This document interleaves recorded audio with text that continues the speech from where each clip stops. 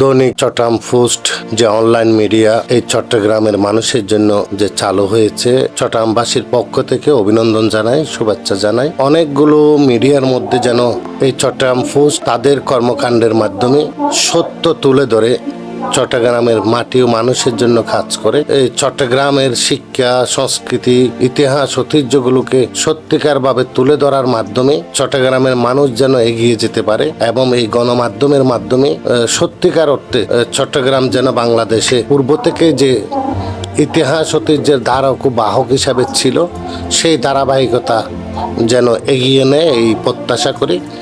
এবং অনেকগুলো মিডিয়া বর্তমানে আসলে সত্য তুলে ধরার পরিবর্তে এমন কিছু কার্যক্রম তুলে ধরে হয়রানি করে, এগুলো থেকে যেন এই দৈনিক চট্টগ্রাম পোস্ট যেন মুক্ত থাকে, গণমানুষের কথাগুলো তুলে ধরে এবং মানুষের উন্নতির জন্য, অগ্রগতির জন্য, দেশের উন্নতি এবং সমৃদ্ধির জন্য কাজ করে। এবং আমি দৈনিক চট্টগ্রাম পোস্ট থেকে প্রত্যাশা করব, আশা করি তারা সেই প্রত্যাশা পূরণ করতে পারবে।